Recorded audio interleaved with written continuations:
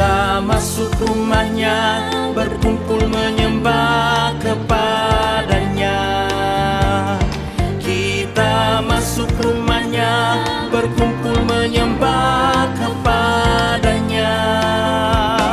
Kita masuk rumahnya, berkumpul menyembah kepada Kristus.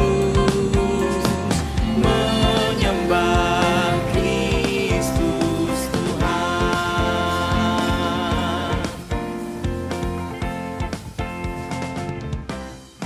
Muliakan namanya dan angkat tanganmu. Shalom. Selamat pagi Bapak Ibu yang dikasihi Tuhan. Ada sukacita hari ini Bapak Ibu. Luar biasa. Begitu Tuhan membangunkan kita pagi-pagi, yang ada di dalam pikiran kita adalah damai sejahtera. Ya, kita bersyukur bahwa setiap waktu yang Tuhan berikan kepada kita itu adalah saatnya kita akan memulai kembali. Kita akan menjadi saksi Kristus dimanapun kita beraktivitas. Dan terlebih lagi hari ini kita di ibadah doa pagi ini pasti Bapak Ibu sudah mengharapkan bagaimana saya hari ini pagi ini saya harus bertemu dan berkumpul di dalam kasih Tuhan.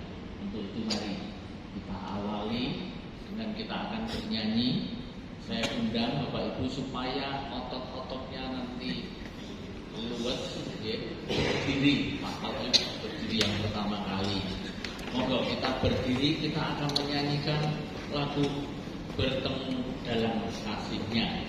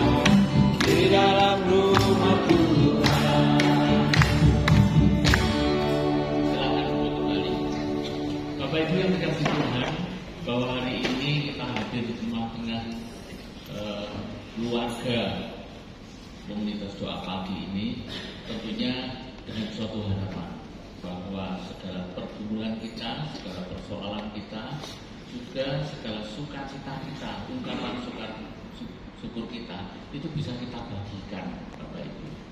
Ya, kita tidak bisa mempunyai sukacita hanya akan dipakai sendiri, tetapi kita juga harus bagikan kepada saudara-saudara kita. Kita saling menguatkan, saling mendoakan, dan saling memberikan ungkapan rasa syukur kita. Nah, sekali lagi akan menyanyi dari lagu yang pertama, Bertemu Dalam Kasih-Nya. Kita ungkapkan dengan rasa syukur ini dengan kita membagikan salam kita kepada saudara kanan kiri kita. Mari kita bangkit berdiri kembali. Satu kali aja. Mari dengan sukacita kita bagikan salam damai sejahtera kita kepada saudara kita.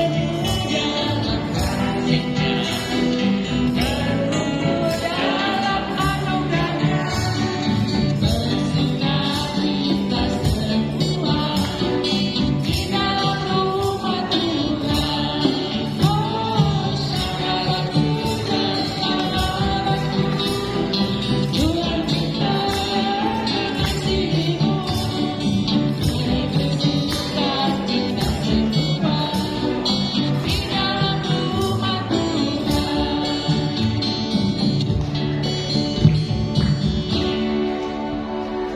Ya, monggo.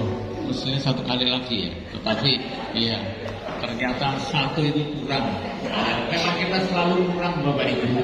Kalau kita sudah bernyanyi dengan segala pujian kita, waktu yang diberikan ini kadang kok terlalu sedikit, ya. Nah, kita akan memulai ibadah kita, Bapak Ibu. Sekarang kita akan menghadap Tuhan. Kita akan mulai, kita awali hari ini. Dan hari ini mungkin tidak seperti biasa, nanti kesaksiannya akan diberikan setelah firman Tuhan. Seperti ini, itu pesan dari Pak Ketua. Ya. Moga Bapak Ibu kita akan berdoa. Bapa di dalam kerajaan surga yang kami sembah di dalam nama Yesus Kristus. Ya Tuhan, pada pagi hari ini kami sungguh bersyukur dan berterima kasih atas waktu kesempatan yang sudah Tuhan berikan kepada kami. Tuhan telah bangunkan kami masing-masing pagi-pagi untuk senantiasa rindu, bersekutu, bertemu di dalam ibadah doa pagi ini ya Tuhan. Oh Tuhan, kami sungguh dengan pertemuan yang kami lakukan pada pagi hari ini kami ingin berbagi.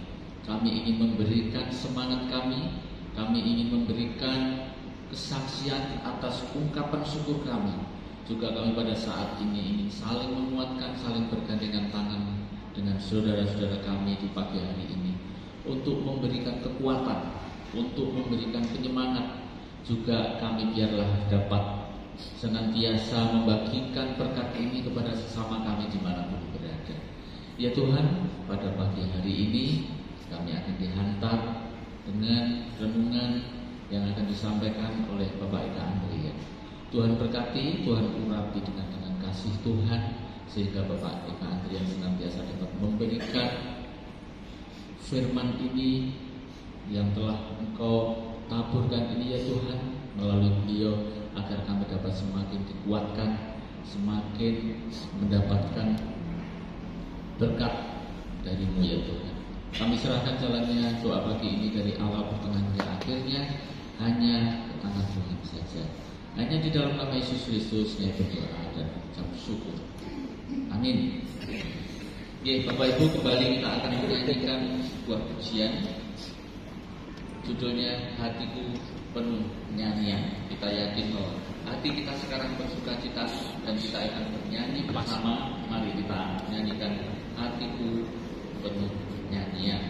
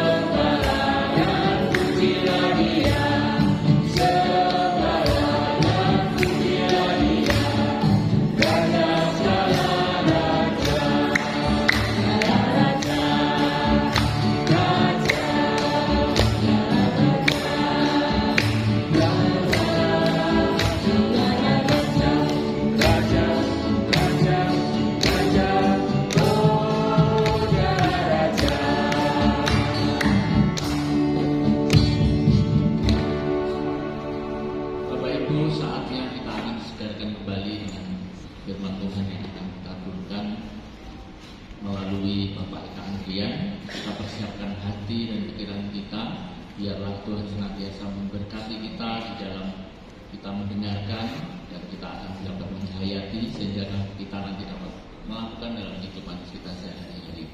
Kembali kita akan undang Pak Eka Andrian untuk menyampaikan firman, dan kita akan menyanyikan lagu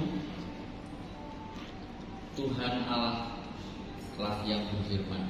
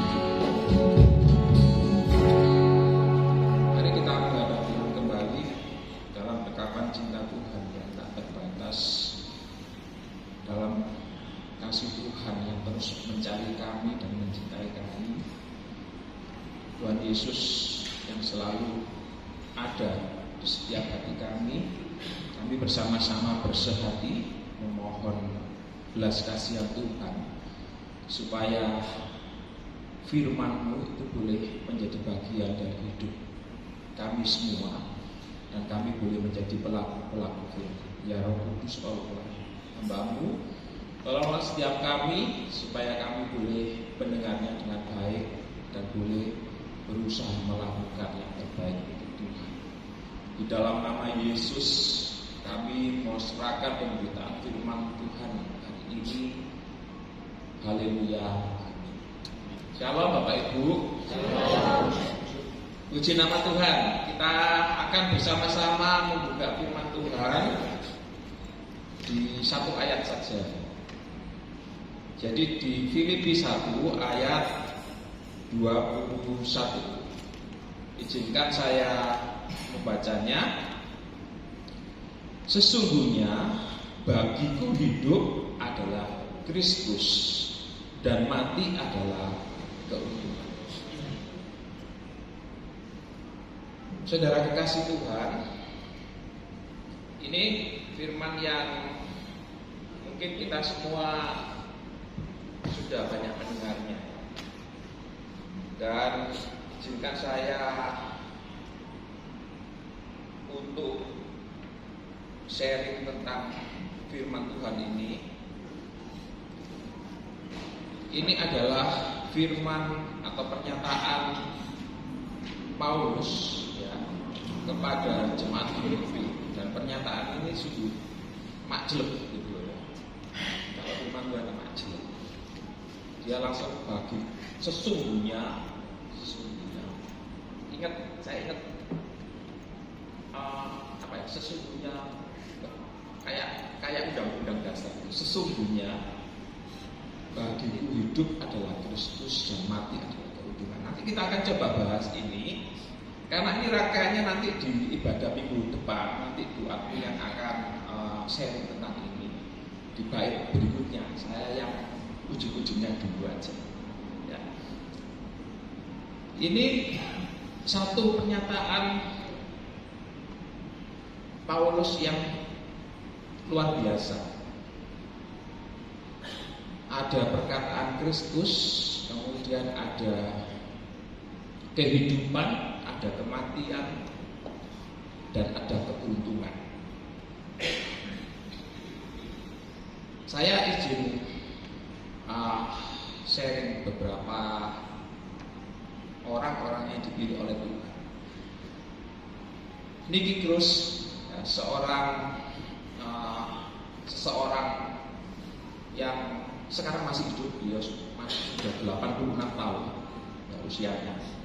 Nicky Cruz ini adalah dari Amerika, di New York. Dia adalah seorang gangster yang itu ada filmnya juga, benar-benar gangster dan atau bahkan dia sebagai kepala gangster pada masa itu di Brooklyn ya, di daerah Brooklyn. Dia benar-benar seseorang yang jahat ya. Dia berasal dari latar belakang orang tua yang begitu tidak memperhatikan dia. Ya, umur 16 tahun dia sudah dibuang, kemudian dia akhirnya di jalanan, dia hidup di jalanan. Dan Nicky Cruz ini sampai dia membunuh seseorang yang benar-benar dibunuh, dipandu sama dia, dibunuh. Begitu kejamnya orang ini, dan dia pemabuk, peminum semua.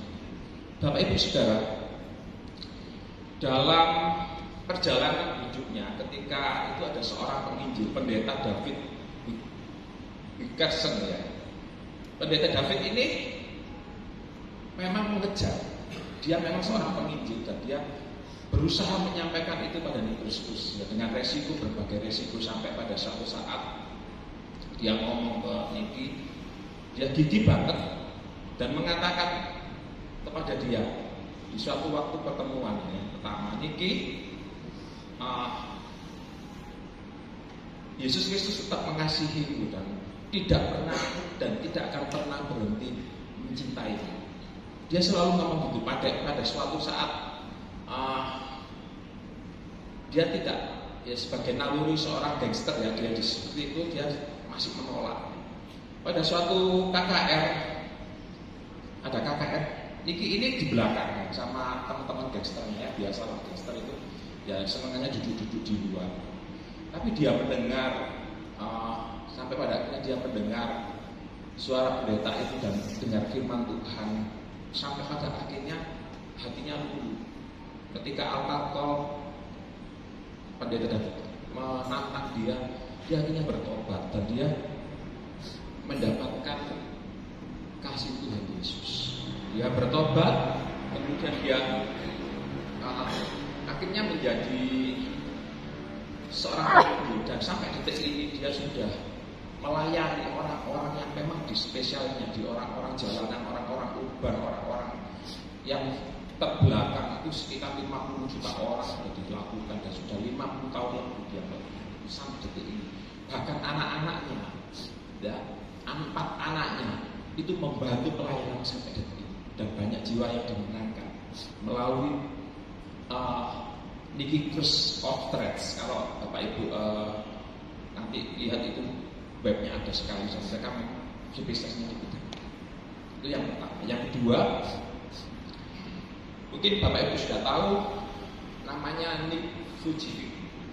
Dia seorang dari Australia. Dia dilahirkan tidak punya kaki dan tidak punya tangan.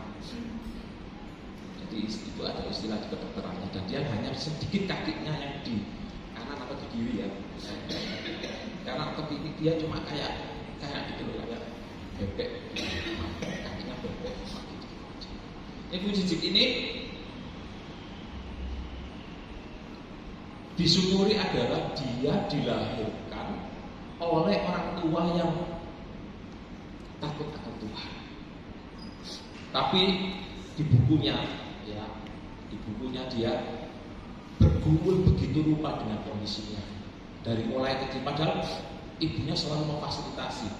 Ketika dia entah diolok sama temennya, entah di minder, kok gini aku Tuhan kau cipta seperti ini, tidak punya kaki, tidak punya apa-apa. Sampai pada usia 10 tahun dia benar-benar down mentalnya, dia mencoba bunuh diri. Tetapi ketika dia nyemplung di bak, ya mungkin baknya gede ya, tapi hebatnya dia teringat ibunya yang take care, yang selalu memperhatikan dia, dan dia sungguh-sungguh ingat itu. Kemudian dia tidak jadi bunuh diri karena dia sudah berlatih berenang. Dia pokoknya aku mau tenggelapan, aku mau bunuh diri. Entah itu gila, sudah ada pikiran itu, bahkan itu dilakukan. Tapi Tuhan ingatkan itu semua. Dan dia kemudian mentas, ya, kemudian dia berusaha. Dan dia merasakan kasih Tuhan, imannya itu boleh dalam proses kehidupannya. Nick ini berproses dan dia mendapatkan iman, kepercayaan. Mungkin sama dengan ini terus, ya. Dia mendapatkan kasih Tuhan. Kasih Tuhan yang terus mengejar mereka. Terus mengejar. Jadi kasih Tuhan itu terus mengejar. Entah itu melalui banyak cara, ya, peristiwa ataupun orang-orang yang mencintai, orang-orang yang menyatakan kasih, orang-orang yang mendoakan. Ini dua kisah yang luar biasa.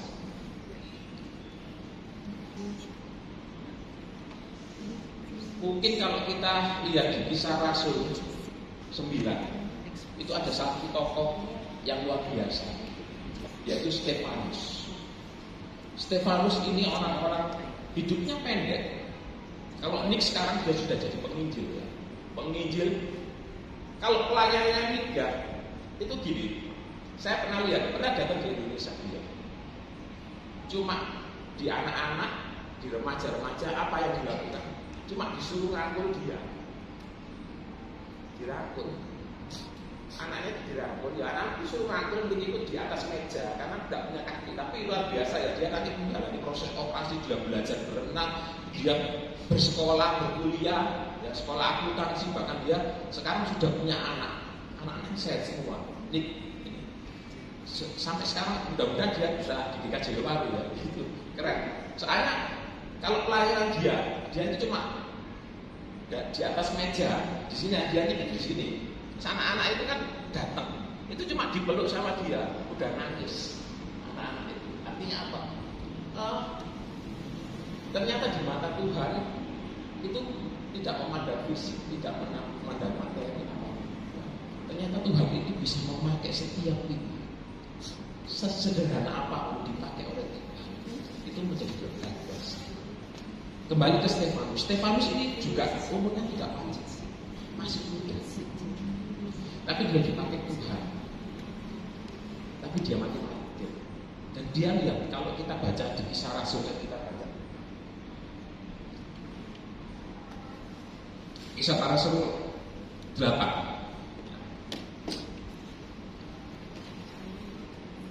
Kisah Para Rasul 8 ayat yang ke 59. Kisah Rasul 8 ayat ke 59. Sementara mereka melemparinya, Stefanus berdoa. Katanya, "Ya Tuhan Yesus, terimalah rohku." Sambil berlutut ia berseru dengan suara nyaring, "Tuhan, janganlah tanggungan dosa ini kepada mereka." Sesudah berkata demikian, ia pun meninggal. Begitu dekatnya Kristus di dalam hidup Stefanus, ya. Jadi ini sudah kita contoh. Begitu Kristus datang kepada mereka, ya, selalu datang dan mengejar dengan cintanya ke mereka, ke Nikikus, ke Stefanus, dan yang terakhir yang kita baca tadi, ke Rasul Paulus. Lihat, kita akan di Kisah Rasul 9, kita akan mendengar cerita dari Rasul Paulus, bagaimana dia bertobat. Ini luar biasa, ya. Kita akan menggalinya ini supaya saya berharap, saya berdoa, Roh Kudus bisa memantapkan kita. Ya, ini komunitas yang luar biasa, yang masing-masing kita dipilih untuk menjadi bagian berpelayanan. Ini menjadikan kita supaya kita mantap, sehingga setiap Sabtu kita dididik step by step, tingkat demi tingkat berpelayanan. Ini merupakan pendidikan yang, ya mungkin kalau Pak Prabowo bilang ada retreat, kita ini retreat sebenarnya tiap Sabtu. Dididik supaya mengerti pemahaman konsep-konsep besar Tuhan atas umat di sini. Ya, makanya ini tadi saya sengaja memang biar nanti ada respon teman-teman, supaya kita nanti di langkah 2026 kita benar-benar punya manfaat yang sangat strategis di gereja kita, menjadi berkat dengan kerendahan hati, dengan karakter Kristus. Nanti kita akan belajar ya. Di situ, di setiap Sabtunya kita akan belajar. Oke. Kisah Rasul 9, Saulus bertobat. Ayat yang pertama. Sementara itu hati Saulus menjadi berkobar-kobar untuk mengancam dan membunuh murid-murid Tuhan. Ia menghadapi imam besar dan meminta surat kuasa untuk dibawa kepada rumah-rumah ibadat Yahudi di Damsyik, supaya ia menemukan laki-laki atau perempuan yang mengikuti jalan Tuhan. Ia dapat menangkap mereka dan membawa mereka ke Yerusalem. Ya, ini dibunuh ya, karena di Stefanus itu Saulus ada di depan. Bisa jadi itu memang perintah dari Saulus, bisa jadi. Ya, saya belum menggalinya lebih dalam. Yang ketiga, dalam perjalanan ke Damsyik, ketika ia sudah dekat kota itu, tiba-tiba cahaya memancar dari langit mengelilingi dia. Cahaya dari langit. Dia langsung rebah ke tanah dan mendengar suara yang berkata kepadanya. Suara ya, ada cahaya, kemudian ada suara. Saulus, Saulus, mengapa engkau menganiaya aku? Saulus menjawab, siapakah engkau Tuhan? Kalau di perjanjian TB2 ini Tuhan, kalau di yang lama Tuhan. Saya sempat diskusi sama Bu Marta, Tuhan sama saja, tapi sebenarnya ini benar Tuhan. Karena apa? Karena Paulus nggak ngerti. Ya, diterjemahkan sama kalau dalam bahasanya.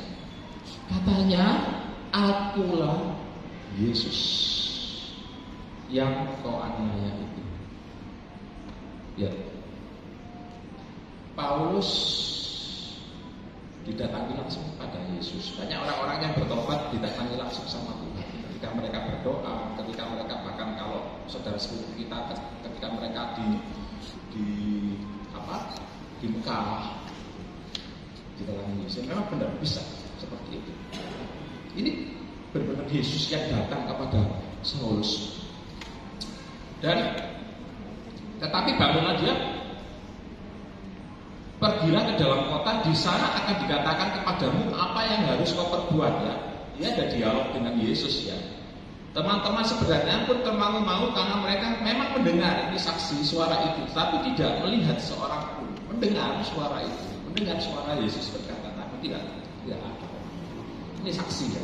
Ini murid-muridnya tidak tahu, tidak disebutkan berapa teman-teman seperjalannya, ini pasti banyak banget. Karena dia akan memimpin, memegang, pasti ada pasukan-pasukan semua orang-orang Farisi pada saat itu banyak banget. Saulus bangkit berdiri lalu membuka matanya, tetapi ia tidak dapat melihat apa-apa. Mereka harus menuntun dia masuk ke Damsyik. Selama 3 hari ia tidak dapat melihat, dan selama itu juga ia tidak makan dan minum. Saya memikir, sebelum baca selanjutnya, saya memikir 3 hari ketemu Tuhan, terus buta. Ya, kalau kita berdoa kan merem ketemu Tuhan. Rasanya pembicaraannya seru sama Tuhan Yesus. Nah, ini kita belajar ya. Saya berharap kita belajar supaya teman-teman yang di doa pagi ini benar-benar mantep. Kalau tema kita saat ini kan mungkin ada apa tema kita yang pascanya apa? Ada ingat nggak? Bergerak dan bergerak. Bukan. Apa Bu Fikar tema kita? Sebab kayak lagu gitu loh. Ikut saja. Ikut saja. Ikut diko Tuhan. Saya berharap ikut diko Tuhan Yesus. Saya berharap ini mantap. Ikut diko saja Tuhan.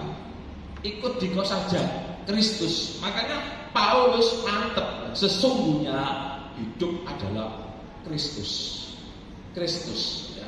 Yesus Kristus. Kalau kita ngomong pengakuan iman rasuli, nanti anak-anak jadi aku percaya dan kepada Yesus Kristus, anaknya yang tunggal Tuhan kita, lahir daripada Roh Kudus, bahwa pemerintahan Pontius disalibkan, mati dan kuburkan naik ke surga. Itu pattern yang kita punya dan itu kesaksian firman Tuhan. Yesus hidup menemui mereka semua, kita semua. Ya, saya berharap kita ketemu dengan Yesus supaya mantep ya. Dan kita bisa sama-sama ngomong sama Paulus, hidupku adalah, kalau aku hidup adalah Kristus. Saya berharap itu masing-masing dari kita mengambil itu, sehingga kita akhirnya melangkah lebih lagi. Oke, saya lanjutkan. Di lain peristiwa ya, di Damsyik itu ada seorang yang namanya Ananias, ayat 10. Dan Ananias ini mendapat penglihatan. Jawabnya, ini aku Tuhan, firman Tuhan, bangkitlah dan pergilah ke jalan yang bernama Jalan Lurus, dan carilah di rumah Yudas seorang dari Tarsus yang bernama Saulus. Ya, titik ya. Ia sedang berdoa. Ini ia sedang berdoa, ini Paulus.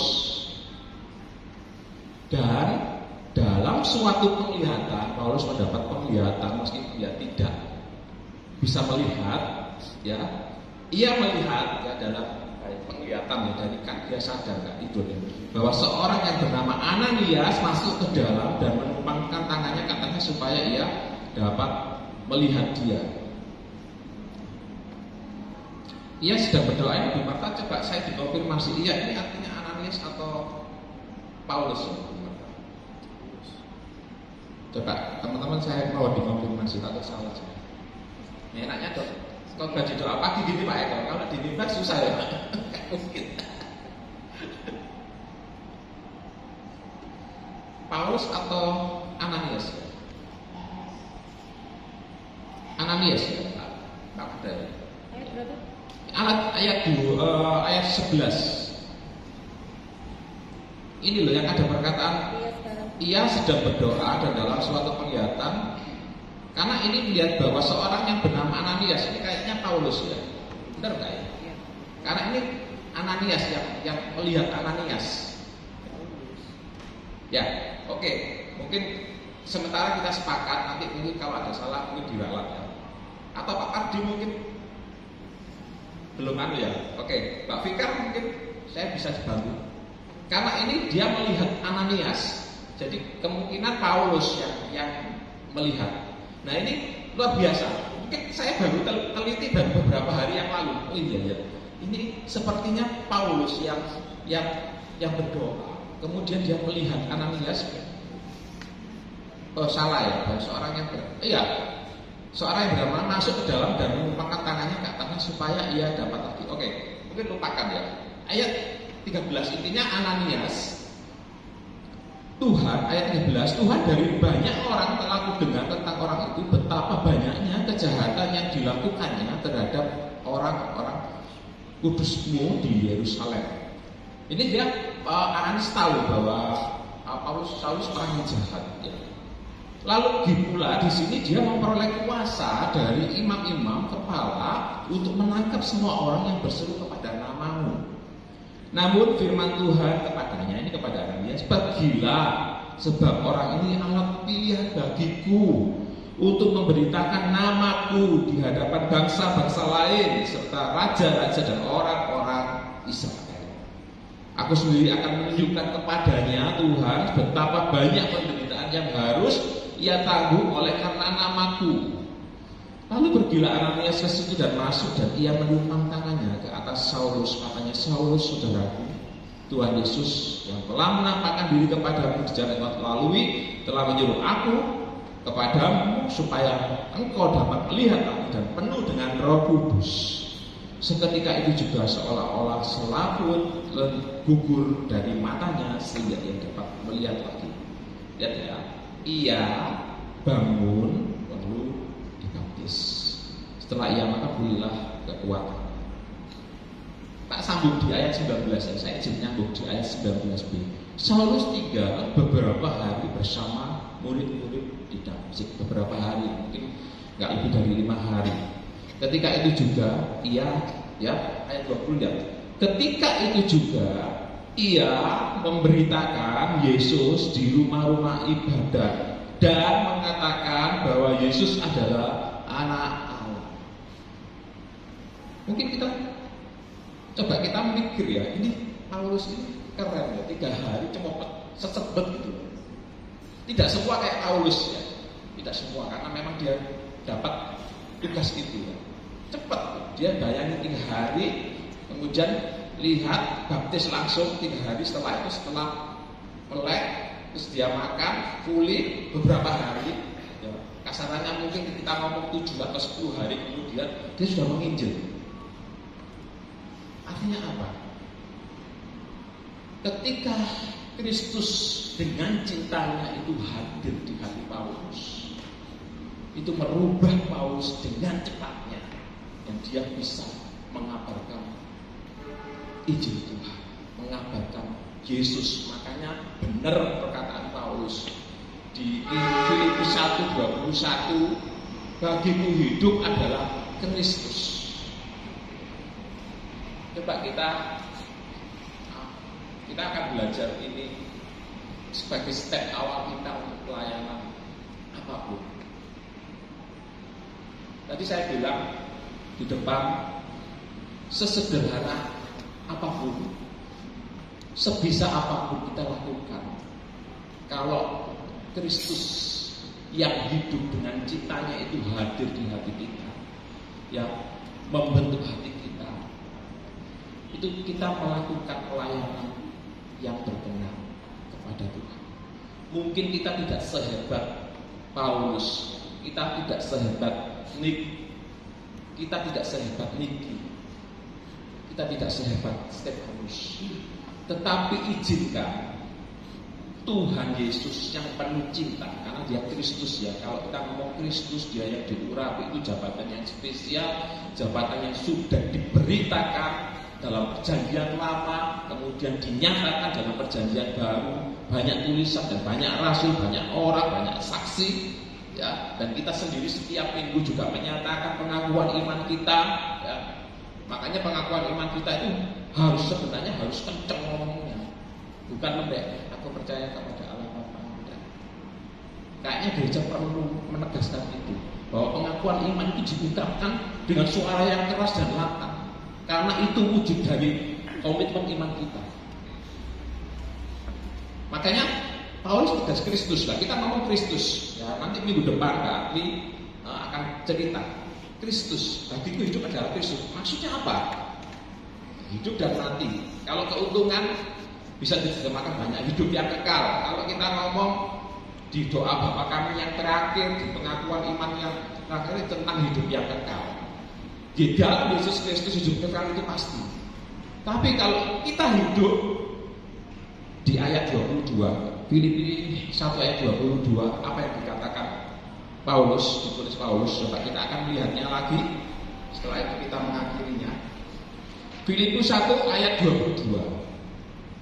Namun, ya, Filipi 1:20. Namun jika aku harus hidup di dunia ini berarti bagiku bekerja memberi buah. Jadi mana yang harus aku pilih? Yang aku pilih aku tidak tahu. Memberi buah. Nanti kalau kita bicara tentang Kristus, kita ngomong tentang serupa Kristus, kita ngomong dengan karakter Kristus, kita akan berbicara dengan pertumbuhan Kristus, gambar dan rupa serupa Kristus yang seperti apa. Kalau ngomong karakter Kristus berarti buah-buah roh. Itu sesuatu yang harus kita lakukan, kita upayakan. Nah, persekutuan doa pagi itu menjadi bagian kita. Jadi banyak teman-teman yang di sini bertumbuh di persekutuan doa pagi. Ya. Nah, kita akan kembangkan terus ini. Makanya nanti saya berharap ada sharing-sharing dari Bapak Ibu sekalian, karena doa pagi ini adalah sesuatu yang kesinambungan. Ada senior-senior kita yang mendahului kita dulu untuk mempelopori doa pagi.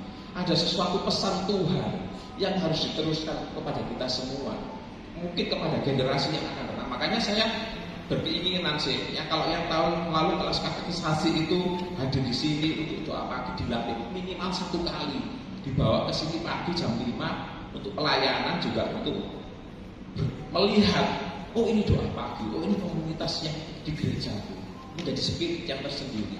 Nah, diteruskan semuanya itu, ditumbuhkan, dikoordinasikan, diupayakan, ya. Supaya apa? Supaya menghasilkan buah.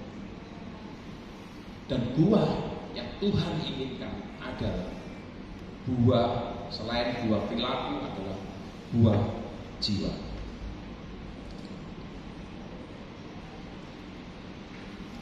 Kalau kita bicara tagline-nya ibadah doa pagi itu kan, ada yang ingat? Apa? Di kaos itu loh. Ayo, dapat coklat. Saksi adalah gaya hidup.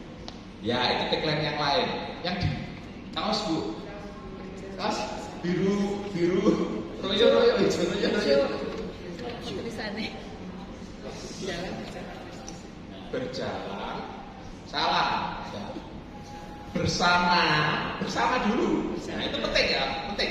Bersama, karena persekutuan, kan persekutuan doa pagi. Bersama, berjalan dengan Kristus. Ya. Bersama, berjalan dengan bersama ya, bersama dari persekutuan. Ini menjadi ada tujuannya. Kalau kita ngomong tujuan kita itu ya Kristus. Kalau ngomong apa tujuan hidupku? Ya masuk surga kan. Tapi Kristus, melalui Kristus. Tuhan Yesus ngomong nggak ada jalan lain selain Tuhan Yesus. Itu omongannya Tuhan loh, bukan omongannya Eka Andrian loh. Akulah jalan dan kebenaran dan hidup. Tidak ada seorang pun yang datang kepada. Makanya apa? Kita berbagi keselamatan itu. Dan kita dipilih sejak zaman dahulu. Artinya kita punya tugas. Nah, makanya saya ngomong ke teman-teman, kalau kematian, lihat peristiwa Stefanus, kematian itu keren loh. Itu yang kita nantikan, kematian itu kita bertemu muka dengan Kristus. Tapi Tuhan latih dulu di doa pagi, kita bertemu Kristus, melatih terus, sehingga kita punya nantinya masing-masing kita punya nanti yang namanya pengembangan talenta kita, punya yang namanya karunia kita. Kita masing-masing diberi minimal satu karunia. Jadi makanya saya pernah bilang di doa pagi, jangan heran nanti ada yang mendoakan sembuh. Jangan heran ada mujizat Tuhan. Jangan heran cuma datang di sini bertobat nangis-nangis. Karena apa? Karena Tuhan yang hadir di setiap kita. Ketika kita bersekutu, kekuatan kita itu semakin gede. Kenapa kok Tuhan ajarkan doa syafaat? Kenapa kok kita ajar berkumpul di sini? Beda dengan doa sendiri. Ada yang ngomong doa pagi itu, kan kita harus berdoa. Enggak. Itu membuat kuasa Tuhan itu benar-benar terjadi. Doa yang hal-hal yang tidak mungkin itu bisa jadi mungkin loh. Karena Yohanes 17 Yesus ajarkan doanya untuk orang lain. Nanti kita ngomongnya orang lain, gak usah mikirin kehidupan kita, dijamin kok sama Tuhan. Makanya doa Bapa kami bilang pada hari makan kami yang secukupnya. Dikasih cukup, ya pengen kaya boleh. Tapi kalau nggak kaya-kaya dia jangan nuntut Tuhan. Kita supaya jadi kaya. Seperti itu. Jadi saya akan mengamini firman Tuhan ini. Biarlah Roh Kudus sendiri yang menggairahkan kita membangun komunitas ini menjadi semakin hari yang saya bilang semakin berkenan kepada Tuhan. Bukan semakin berkenan kepada Tuhan. Kalau berkenan kepada Tuhan, berkenan kepada manusia, kita dibangun, kita nanti bergerak, ya. Sama dengan Yesus yang terus kasihnya aktif, nanti kita kasih Yesus itu bergerak. Makanya kalau nanti ada kesempatan kita secara struktur itu kita berkunjung ke rumah sakit, ke panti asuhan itu bagus. Kalau lansia itu rutin, ya jangan setahun sekali, nggak kurang efektif. Rutin supaya apa? Supaya kita bisa mengembalakan iman mereka, jadi berkat, menguatkan iman mereka. Seperti itu harus. Makanya program PKT 2026 ini pasti naik Pak Yes. pasti naik dananya. Karena apa? Karena kita beraktivitas dan itu jadi berkat untuk orang lain loh, untuk jiwa loh. Mau PKT-nya khusus KPK 1M juga nggak masalah. Itu loh, itu bawa jiwa loh. Jiwa itu luar biasa loh nilainya. Gak bisa diukur dengan nilai 1M. Artinya apa? Artinya jangan dibatasi. PKT ini kalau gede, PKT-nya KPKT itu tinggi banget, paling tinggi 56 juta kalau salah. Tapi itu membawa jiwa, membawa spirit anak adik-adik kita jadi cinta Tuhan, mengenal Tuhan. Ini yang mesti jadi perhitungan kita. Jadi saya mengamini firman Tuhan ini, amin, dan saya berharap dari teman-teman bisa sharing supaya nanti bisa menjadi masukan bagi komisi untuk bisa kita semakin kompak ya, belajar rendah hati, belajar saling menghargai. Mungkin di WhatsApp itu mungkin ada beberapa yang nggak enak, tapi saya pikir ya itu dinamikanya bagus. Proses grup yang paling aktif itu grup ibadah doa pagi dan semua grup yang pernah saya ikuti itu ibadah doa pagi keren Bapak Ibu semua. Berarti itu iman yang betul ada dinamikanya. Itu saya apresiasi banget. Mari kita berdoa. Terima kasih Tuhan, kami sudah belajar tentang Filipi 1:21. Sesungguhnya bagiku hidup adalah Kristus dan mati adalah keuntungan. Biarlah sharing firman Tuhan ini menjadi berkat bagi kami semua, menjadi tetap semangat bagi kami bahwa hidup kami adalah hidup di dalam Kristus, hidup bersama Kristus, berjuang bersama Kristus, menjadi rekan sekerja Tuhan. Terima kasih Roh Kudus pimpin kami semuanya. Biarlah firman itu mengejawantah di dalam tindakan kita dan perilaku hidup kami juga